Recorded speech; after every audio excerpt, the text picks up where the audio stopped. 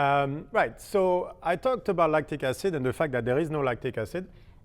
There's only lactate in the human body, right? And where the problem with lactate started, from the last 100 years, started 250 years ago, but like the last 100 years, has been a lot of mistakes have been made because of the misunderstanding of on lactate. And the reason of that is because people did not understand the acid-base biochemistry, because that work was done in the 40s and not really out there till the 60s, 70s, and for the most part missed. What you'll see a lot in biochemistry is there's a fundamental lack of knowledge toward thermodynamics, and that presents a huge issue. So what I want to talk about today is lactic acidosis, or the fact that there is no such thing as lactic acidosis. So that's going to come into play, for example, on something that is called sepsis-associated hyperlactatemia. I'm going to explain what that is, because that's something actually you see in hospitals all the time that is being treated incorrectly because of the fundamental misunderstanding on lactate. But for us, it'll be interesting when it comes to muscle fatigue. You still read in books that lactic acidosis is one of the reasons for muscle fatigue. Is completely incorrect. There is no such thing as lactic acidosis. So what do they mean by that? They mean that the increase of lactate lowers the pH level. So now there is acidosis. Like is that the reason for fatigue, muscle fatigue? We don't know for sure. But there is no doubt that you see an acidosis taking place in the body in specific situation. But they put it like lactate, lactic acid is the reason for that. The reason is, the good old way of looking at it was glycolysis gets glucose to lactic acid. So first of all, that's the first mistake. There's no such thing as lactic acid. It's only lactate. Right, so the problem, as I explained in the video about lactic acid, was there's no such thing as lactic acid in the human body. There is in a lab, right? You can produce lactic acid. The pH is around 3.6, 3.8. But you can't do that in the body because there's other things happening as well. Thermodynamically speaking, you could not produce something that acidic in the body. It doesn't work like that. That's not how the acid-base biochemistry works. So what you have is lactate. So the reason there's no lactic acid is technically lactic acid is divided into lactate and what they call the hydrogen proton, so H+, right? And the idea is as you produce the H+, the pH drops. So the idea was that the acidity in the body is caused by an increase of lactic acid that is decomposed into lactate and the proton, therefore dropping the pH. So that the more glycolysis you have at some point that turns into lactic acid, the more the acidity goes up. So you have to understand that at the time, glycolysis was stopping at pyruvate, and pyruvate in aerobic condition goes toward the TCA cycle. In anaerobic condition, without oxygen, right, you get lactic acid. Lactic acid means lactate waste product goes in the body, bad. The proton is released, acidity, pH level drops. And so that was the idea. So hypoxia, so lack of oxygen being fully used, right, will result in the pH dropping. So why is that a problem? We're going to see it right here. So logically, if you have lactic acid, which only happens in an anaerobic situation, right, you have a problem because now you have a waste product and a creation of acidity. So how do you fix that? Well, you introduce oxygen and you get rid of lactate. Right, that's easy. So we see this in this. Sepsis, so like when the infection spreads, right, there's something called sepsis-associated hyperlactatemia, which means we've seen that when sepsis happens, shock or overall, we see the lactate rising.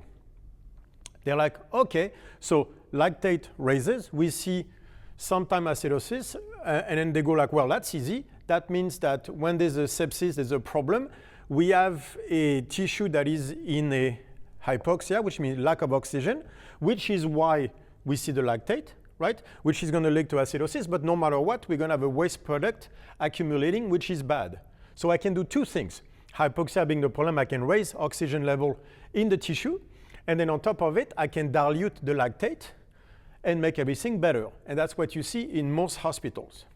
Right, that's assuming all this is true. Problem is, it is not. All this is wrong. Those were correlation, but the causation is very, very far off. First of all, we have not seen, like there's plenty of examples that shows that hyperlactatemia is not associated with acidosis. Like there's plenty of proof of that. So that they discarded because it didn't fit what they wanted to see. So that has real world application because now in hospital, we are treating incorrectly. So now on top of it, and I will explain that in the video that I do about glycolysis, there is no lactic acid. You can scratch that one. Those protons are being used for energy catabolism, which means to create energy if you want back and forth. We're going to use that H+. So it doesn't create the acidosis. We've seen, for example, the acidosis is still being discussed. We see that carbon dioxide, pressure of carbon dioxide can actually create acidosis. It's a far more complex mechanism than just blaming it on lactic acid. That, again, cannot happen in the human body. So all this part is wrong. We've been very, very confused about that. So the way they treat it with just increasing the O2 and getting rid of the lactate is a problem because let's imagine that lactate is not a waste product, but a fuel, right? Then when, especially you see that in brain injuries, whenever there's a brain injury, the lactate in the brain shoots up. So waste product, we have to get rid of it. They put some, a way to flush it out. But it turns out that the lactate actually is a fuel and it's also an anti-inflammatory, which I'll explain during the glycolysis video. So that means that actually the lactate is there to help the brain heal. But it can't do that if you flush it out. So instead of seeing hyperlactatemia and sepsis being correlated, which it is not, we are making a tremendous mistake on that. What we're starting to see is that actually the hyperlactatemia is an adaptive survival response. That is basically the body, the worse the conditions the body is in, the more lactate it produces. Why? Because lactate is a fuel, not a waste product. An anti-inflammatory, it's the fuel for the brain, for a number of things.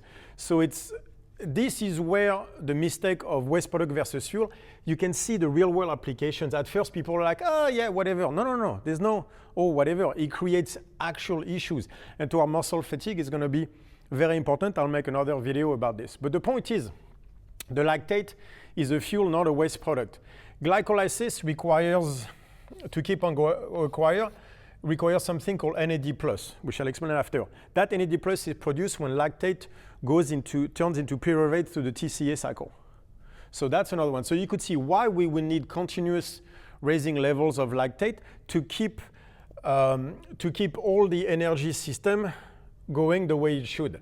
So that means that diluting the lactate, for example, in the case of brain injury, is a problem. In sepsis, simply going at increasing the level of oxygen to avoid hypoxia, to avoid lactic acidosis, is actually, in the best case scenario, not doing the job. In the worst case scenario, it creates other problems.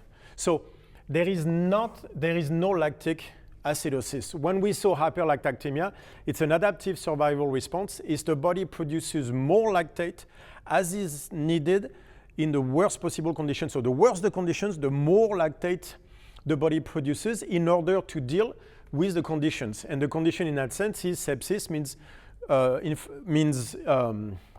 infection. So that means he has to deal with inflammation and he has to bring the fuel to all the necessary parties and to get all the energy system going so that you can fight the infection. So you can fight the sepsis, shock, and all that stuff. So this is where misunderstanding something from the last 100 years, started 250 years ago, is leading us to improper treatment in the hospital settings. So that's why when you miss an idea, when you fuck up when you get through a logical fallacy and you fuck up on the conclusion, this is how far it can take you. It's it's almost like a divergent thing. The mistakes keep happening and happening and happening. And why did all this happen? Because fundamentally, first of all, we fucked up on lactic acid. We fucked up on the protons, on the hydrogen proton dropping the pH level. And the relationship with hypoxia, the lack of oxygen, because we thought glycolysis only happened in lactate, only happened in an anaerobic situation. That is wrong as well, which I will, I will do on the glycolysis. You can have lactate is being produced anaerobically, aerobically, hypoxia, anoxia, all that stuff, lactate is being produced anyway because it is a fuel, it is part of the cycle, it is not a waste product. But this was to show simply that, first of all, there is no lactic acidosis, so muscle fatigue does not come from too much lactate, right? That also means that the whole idea of anaerobic threshold is incorrect. That idea that we have a spike, that's what anaerobic threshold is you can, it looks more like this. We use lactate is a moment where you see the lactate shooting right up. And the idea was, well, you can't process the lactate anymore, therefore it accumulates. That's one way to look at it. I have another way to look at it. What if it's an adaptive survival response? What is, I use lactate, but then I get to a stage right here when the body is like, fuck, it's not working, and it starts to freak out. Then you see the lactate shooting up, not because you can't use it anymore, because the body thinks it needs more than it's currently producing to deal with a critical situation. Guess what we see in runners that spot being? Fight to flight. Because they get to flight and the body is like, fuck, I'm losing. So just like in a shock system that we see in a sepsis shock, you see the lactate going up. So what if the lactate hyperlactatemia happens not for anaerobic threshold and all that stuff, but because it happens as a shock factor, which is exactly what we see in the pupil dilating, like, that sympathetic shock almost, that we see in runners, people that train and everything. They get there, they get into shock, and then the body produces massive amount of lactate in order to deal with the situation. But it's not an anaerobic threshold. The point is that it's not because you can't use the lactate anymore. It's because the lactate is being produced to help you. It's an adaptive survival response. The problem is your nervous system is misunderstanding the situation. Not misunderstanding. If you do that on the sled, you know exactly what I mean. You're understanding the situation fully. But I think the anaerobic threshold is a mistake as well. Just like lactic acidosis, we fundamentally misunderstand what happens. Remember also that the pressure of carbon dioxide can lower, the pH levels, which is what you see when people start to mouth breathe and all that stuff. You have carbon dioxide issues in that case as well. So it is not that simple. In the best case scenario, we're oversimplifying it. Anaerobic threshold might be way more complicated than we think, just like, and in that case, lactic acidosis, it does not exist.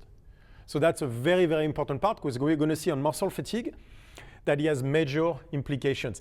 It has major implications on anaerobic threshold. It means that there is no anaerobic threshold. It is not because we can't use the lactate anymore. It's just like the shock. It's an adaptive response because the body thinks it needs more lactate than it's currently producing. And guess what? That's why we see fight to flight. When people freak out, the lactate shoots up.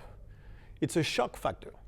It's an adaptive response, not an incapacity of the body to, because that's a reactive. Anaerobic threshold is a reactive way, is to think the body is reactive. You reach a problem with energy system, can't process anymore, everything goes to shit. That does not fit the predictive coding, the Friston idea, right? So then anaerobic threshold, if we want to keep using that term in the sense of we see the lactate shooting up would be an adaptive response, would be a prediction being made about what's happening. And what's happening is I cannot control the environment anymore. Flight mode arrives, lactate shoots up. That fits what we see. That's the importance of understanding what lactate truly is, because otherwise you get stuck here and all this becomes incorrect. Sounds good? Thank you, guys.